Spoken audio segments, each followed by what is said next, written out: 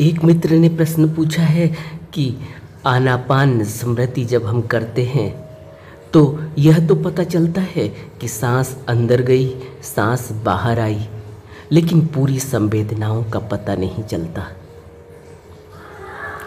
हमें इस बात को समझना चाहिए कि जब हम आनापान स्मृति करते हैं तो आनापान स्मृति एक दिन की बात नहीं है या एक महीने की बात नहीं है। आनापान स्मृति तो हम विपश्यना की शुरुआत से पहले करते ही हैं और आनापान स्मृति हम चौबीसों घंटे साध सकते हैं, कर सकते हैं। इसलिए क्योंकि जब भी ख्याल दुनिया में हमारा दौड़ता है, जब भी हम खाली होते हैं, अपने कामकाज से खाली होते हैं, फुर्सत के कुछ लम्हे होते हैं, भोजन करने के बाद के कुछ लम्हे, चाय पीने के बाद के कुछ लम्हे और विश्राम के कुछ लम्हे, उन सभी लम्हों में आते जाते वक्त ऑफिस से आना, ऑफिस से जाना या कभी चुपचाप एकांत में बैठे हुए अगर हम हैं तो उस समय हम अपनी सांसों में अपना ध्यान केंद्रित कर सकते हैं, बजाय इसके कि हम विचारों को आमंत्रण दें, विचारों में उलझें और विचारों को लगातार एक के बाद एक उनमें फंसे रहें, उनको बुनते रहें, उनको गुनते रहें। इससे बेहतर है कि हम तुरंत अपना ध्यान अपनी आती जाती सांस में लगा लें। यही आनापान स्मृति है। लेकिन आती जाती इस सांस को हम अपने से लेते नहीं, अपने से छोड़ते नहीं। और यही फ़र्क है। अभी एक मित्र ने मेरे से प्रश्न पूछा था कि आनापान स्मृति क्या योग साधना जैसी नहीं है, क्या योगाभ्यास नहीं है? तो हमें समझना होगा कि योग में हम ज़्यादातर आती जाती सांस को लेते हैं, अपने से लंबी सांस लेते हैं, अपने से छोटी सांस लेते हैं, अपने से तेज सांस लेते हैं, अपने से हल्की सांस लेते हैं, अपनी सांस को ज़ोर से बाहर फेंकते हैं, अपनी सांस को ज़ोर से अंदर लेते हैं। यानी जब हम सांसों के साथ कुछ भी छेड़खानी करते हैं तो वह फिर योगाभ्यास में इस तरह के अभ्यास किए जाते हैं। लेकिन आनापान स्मृति योग में हम अपनी सांस के साथ कुछ भी छेड़खानी नहीं करते। जो कुदरतजन्य तरीके से सांस चल रही है, छोटी चल रही है, बड़ी चल रही है, हल्की चल रही है, तेज चल रही है, हम तो उसको सिर्फ दृष्टा भाव से देखते हैं, अपने मन को स्थिर करके उस सांस में लगा देते हैं और उस सांस को आते जाते हुए सिर्फ देखते रहते हैं। अपनी तरफ से हम कुछ सोचते नहीं, अपनी तरफ से हम कुछ विचारते नहीं और अपनी तरफ से हम सांस लेते भी नहीं और सांस छोड़ते भी नहीं। अब जो इन मित्र ने प्रश्न पूछा है कि आनापान स्मृति तो करते हैं, सांस लेते भी हैं, सांस छोड़ते भी हैं, लेकिन उसके अलावा और कोई संवेदनाएं हमें मालूम नहीं होती। इसलिए मालूम नहीं होती क्योंकि यह एक दिन की बात नहीं है।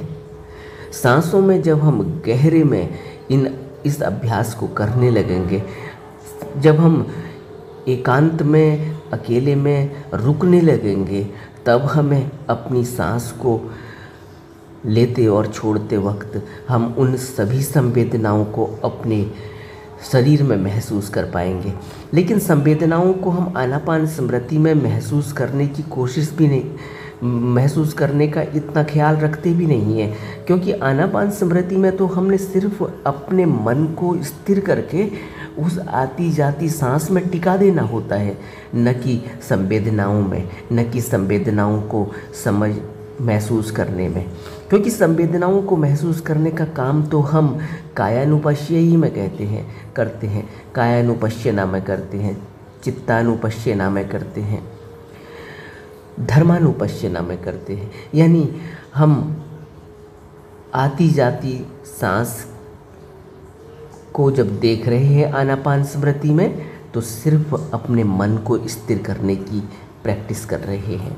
इसके अलावा हम कुछ नहीं करते। मन कहीं रुकता नहीं, मन एक सेकंड के लिए भी रुकता नहीं। यही कारण है कि मल्टीटास्किंग एक बहुत ही बड़ी बीमारी जैसी ही है, क्योंकि मल्टीटास्किंग में मन रम जाता है। एक साथ 2-3 काम करना, एक के बाद दूसरे काम में इंटेंगल्ड हो जाना, यह सब काम मन चाहता ही है, क्योंकि मन तो रुकना जानता ही नहीं। रुकना मन की मौत है और हम मन की मौत करने में ही लगे हुए हैं। हमारा काम ही यही है कि किसी तरह से हमारा मन रुके। इसीलिए तो हम ध्यान साधना कर रहे हैं कि किसी तरह से मन की जो तेज़ गति है उसमें थोड़ा सा विराम लगे, क्योंकि जैसे जैसे मन धीमा होने लगेगा, जैसे जैसे मन रुकने लगेगा, वैसे ही हम अपनी सभी संवेदनाओं को महसूस करेंगे, वैसे ही हमारे अंदर होश बढ़ने लगेगा। अभी हमने देखा है कि हम कुछ भी काम कर रहे हो, हम उस काम को पूरा कर जाते हैं और हम एक मशीन की तरह उस काम को करते हैं। हमारा उस काम में पूरी तरह से मन रुका हुआ नहीं होता। यही कारण है कि उसके परिणाम भी हमें पूरे नहीं मिलते और यही कारण है कि हमें उसकी याददाश्त भी बनी नहीं रहती। यही कारण है कि हम उसमें उस काम में आनंद भी नहीं ले पाते। क्यों? क्योंकि हम वहाँ होते ही नहीं हैं, आधे अधूरे होते हैं। कभी आए, कभी फिर चले गए, कभी आए फिर चले गए, लेकिन हम मशीन की तरह पूरा काम कर रहे होते हैं और हम कह भी रहे होते हैं कि हम पूरा काम कर रहे हैं। लेकिन आनापान स्मृति की जब हम अच्छी प्रैक्टिस कर लेते हैं, अच्छा अभ्यास कर लेते हैं, तब हम मन को किसी भी काम में स्थिर करने का एक नुस्खा हमें मिल जाता है। मन को रोकने का, मन को एक जगह टिकाने का हमें एक इल्म प्राप्त हो जाता है, एक आदत बन जाती है। फिर मन हमारा थोड़ी देर के लिए कहीं किसी काम में रुकता है तो उसके परिणाम भी अच्छे आते हैं, और जब वो मन रुकता है कहीं तो हमारी याददाश्त भी बनी रहती है। हमें उस काम के जो भी हमने जितने भी स्टेप लिए हैं वो स्टेप भी हमें याद रहते हैं। इससे क्या होता है? इससे यह होता है कि जब भी हम उस कृत्य को करेंगे तो उस कृत्य की हमें याददाश्त भी बनी रहेगी, और मेमोरी अच्छी होने से, याददाश्त बनी रहने से हमें पता होगा कि कहाँ हमसे गलती हुई है। अगर तो हम उस गलती को देख पाएंगे, या कभी हमें कोई बताएगा भी तो हम उसको दूर करने का प्रयास करेंगे, क्योंकि हमें पता है कि हमने यह काम ऐसे किया था जिसमें कहीं ऐसी गलती हो गई है। या वो काम जब अच्छा होगा तो हमें यह भी पता रहेगा कि इस काम को हमने इस तरह से किया था जिसकी वजह से इसके अच्छे परिणाम आए हैं। यह याददाश्त इसी को बुद्ध ने होश कहा, होश की साधना। यह याददाश्त ऐसी याददाश्त नहीं है कि हमारी मेमोरी शार्प हो गई, हमने कोई दिमाग में कोई बात को रट के याद कर लिया। यह वो याददाश्त नहीं है। याददाश्त का अर्थ है होश बना रहे। याददाश्त का अर्थ है कि मेरी स्मृति बनी रहे।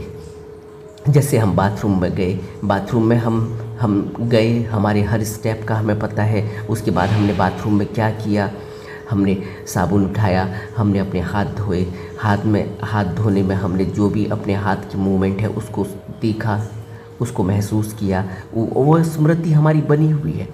यही स्मृति चाहिए। नहीं तो हम मशीन की तरह सब कुछ कर जाते हैं। हम ब्रश उठाते हैं, सुबह दांतों को रगड़ लेते हैं, पूरे दांत हम 2 मिनट 5 मिनट रगड़ते हैं, लेकिन हमारी कोई याददाश्त नहीं है। वो हम मशीन की तरह हमने ब्रश पकड़ा, उसमें पेस्ट लगाया और हमने कर दिया, लेकिन हम वहाँ जहाँ हम खड़े हैं हमें पता भी नहीं, हम कहीं और हैं। हम यह सोच रहे हैं कि आज ऑफिस में कैसे पहुँचूँगा, कितनी जल्दी जाना है, कितनी लेट जाना है, क्या काम करना है, क्या नहीं करना है, या कुछ और। इस तरह से पूरा ध्यान हमारा कहीं और रहता है, हमारा मन कहीं और है और हम कृत्य कुछ और कर रहे होते हैं।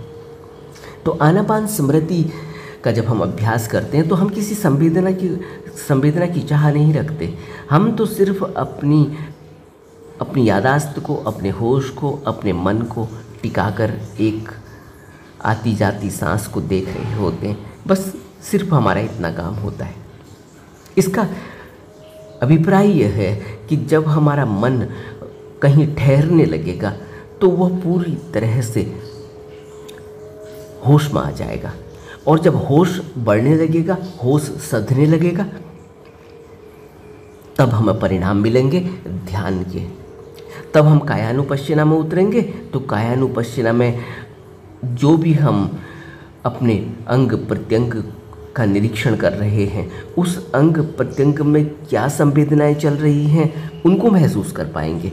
हमें यहाँ अपनी संवेदनाओं को महसूस करना है। वहाँ हमें ऐसा नहीं है कि आनापान स्मृति में हमें संवेदनाएं महसूस नहीं होती, महसूस वहाँ भी होती हैं, लेकिन हम वहाँ संवेदनाओं को महसूस करने में उतना ध्यान नहीं देते जितना हम अपने मन को टिकाने में देते हैं, कि हमारा मन टिका रहे, खड़ा रहे, दृष्टा भाव से आती जाती सांस को देखते रहे। बस यह अभ्यास मन को ठहराने का एक बहुत ही सरलतम अभ्यास है, और इसके ज़रिए हमें बहुत ज़्यादा प्रगति हमारे ध्यान साधना में होती है। क्यों? क्योंकि ध्यान साधना में हमें अपनी स्मृति को, अपने होश को जगाना होता है। जब स्मृति जगेगी, होश जगेगा, तो फिर हम अपने मन को देख भी पाएंगे कि यह कब भाग रहा है, कब यह किसी विचार को लेकर उस विचार के साथ चला जा रहा है। हम उसको तुरंत रोक लेते हैं। ऐसा नहीं है कि आनापान स्मृति के अभ्यास के बाद हमारा मन बिल्कुल ही रुक जाएगा और ध्यान साधना में बिल्कुल ही हम पारंगत हो जाएंगे जल्दी से। ऐसा नहीं है। यह मन तो ध्यान साधना में भागेगा ही, लेकिन जब यह भागेगा तो हम इसको जल्दी से इसको वापस पकड़ कर ले आएंगे। कैसे वापस पकड़ कर ले आएंगे? इसी तरह से, क्योंकि हमारी स्मृति, हमारा होश बढ़ने लगता है। स्मृति और होश जब बढ़ता है तो हम अपने मन को काबू में रखते हैं। जैसे ये किसी विचार के साथ जाता है, या किसी विचार के साथ दूसरे विचार को जोड़ता है, या तीसरे विचार को जोड़ता है, एक पूरी तारतम्यता बनने लगती है। तुरंत ही स्मृति जग जाती है, अरे मैं ये क्या कर रहा हूँ। आपने देखा होगा, जो भी लोग ध्यान साधना करते हैं, शुरू में ध्यान साधना में बड़ी मुश्किल आती है। क्यों? क्योंकि मन गया और चला गया 15-20 मिनट, आधे घंटे के लिए, 45 मिनट के लिए कहीं और चला गया। 45 मिनट के बाद, आधे घंटे के बाद याद आती है, अरे मैं यह क्या कर रहा हूँ, मैं तो ध्यान कर रहा था, मैं तो अपनी सांसों को देख रहा था। फिर एक आत्मग्लानि पैदा होती है कि ध्यान बहुत मुश्किल का काम है, हमसे नहीं होने वाला। हकीकत यह है कि शुरू में अभी हमने अपने मन को साधा नहीं, अब हमने अपने मन पर अंकुश नहीं लगाया, अभी हमने अपने मन को रोकने की, इसको होश में लाने की, इसकी यादाश्त को बढ़ाने की अभी हमारे पास वह युक्ति आई नहीं, अभी हमने वह अभ्यास उतना गहरा किया नहीं। इसलिए हमें शुरू में ध्यान साधना में मुश्किल आती है। हमारा मन दूर ले जाता है विचारों में, और बहुत लंबे समय के बाद हम वापस आते हैं, अरे ये मैं क्या कर रहा था, मैं तो विचारों में चला गया था।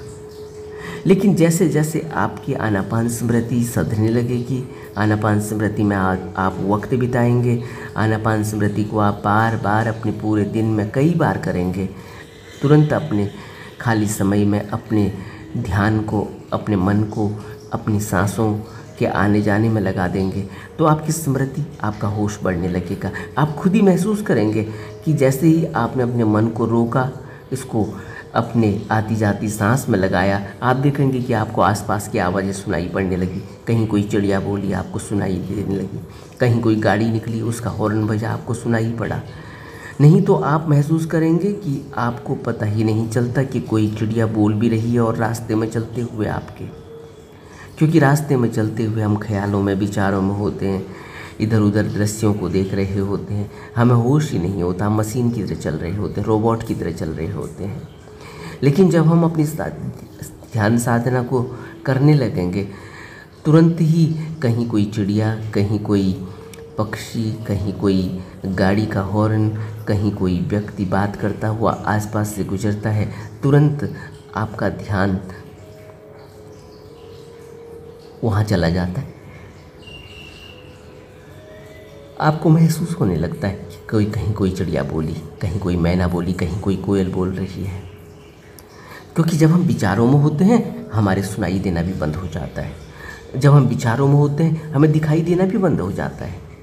जब हम विचारों में होते हैं, हम बिल्कुल ही खोए सोए अपना जीवन जी रहे होते हैं।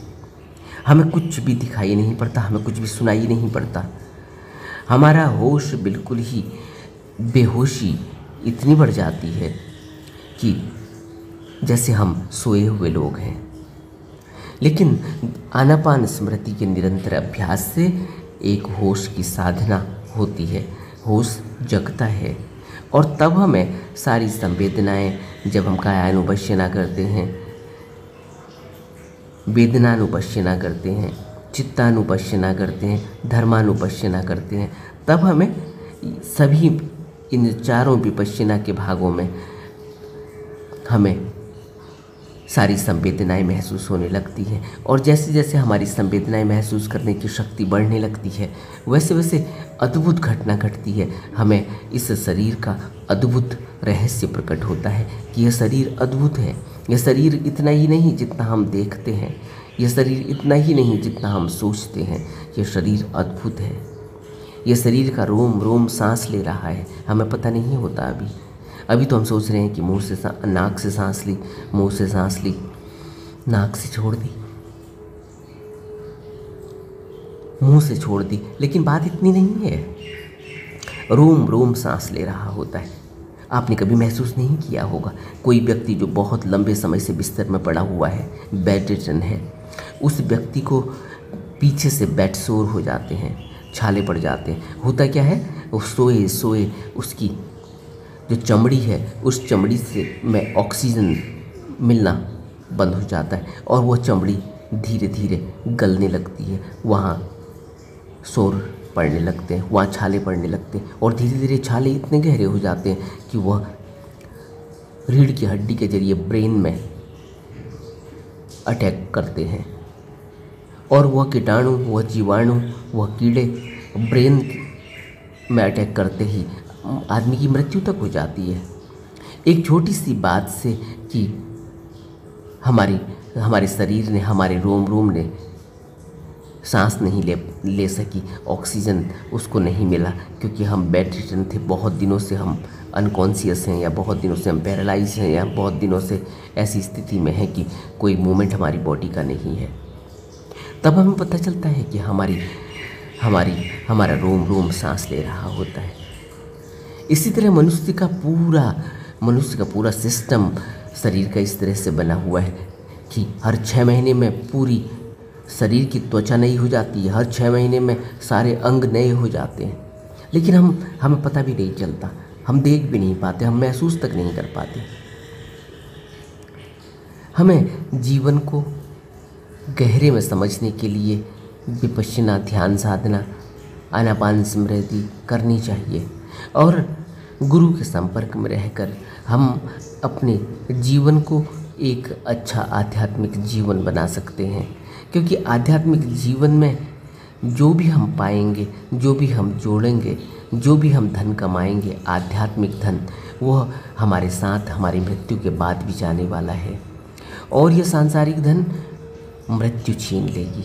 जैसी मृत्यु आती है सब कुछ चला जाता है, मृत्यु से पहले ही चला जाता है। बहुत से लोग, ऐसे बुजुर्ग लोग, बहुत से ऐसे बीमारी से ग्रसित लोग जिनको अब जीवन में कोई रुचि नहीं रही, जिनका अब जीवन बिल्कुल ही नगण्य सा हो गया है, जो बिल्कुल बिस्तर में इस तरह से पड़ गए हैं कि उनको लगता है कि अब जीवन जीने का क्या सार है। इस तरह से शरीर में हरकतें हो गई हैं। तब हमें पता चलता है कि मनुष्य का जीवन कितना अमूल्य है और मनुष्य का जीवन क्यों मिलता है। इसलिए बुद्ध कहते हैं कि माता पिता और दूसरे रिश्तेदार एक आदमी की उतनी भलाई नहीं कर सकते जितनी भलाई उस आदमी का सत्मार्ग पर लगा हुआ चित्त कर सकता है। इसीलिए बुद्ध कहते हैं कि अपने चित्त को काम भोगों की ओर मत जाने दो, ताकि बाद में दुख से तुम्हें पछताना पड़े। दुख आदमी अग्नि दग्ध की तरह अपने पाप कर्मों से ही जलता है। जिस तरह से अग्नि दाह में झुलसता है, कोई वस्तु झुलसती है, कोई व्यक्ति झुलसता है, उसी तरह से बुद्ध कहते हैं कि दुष्ट आदमी अपनी अग्निदाह की तरह अपने पाप कर्मों में ही जल जाता है। हमें सचेत होकर बुद्ध के वचनों को अपने जीवन में उतारने की कोशिश करनी चाहिए। नमो बुद्धाय।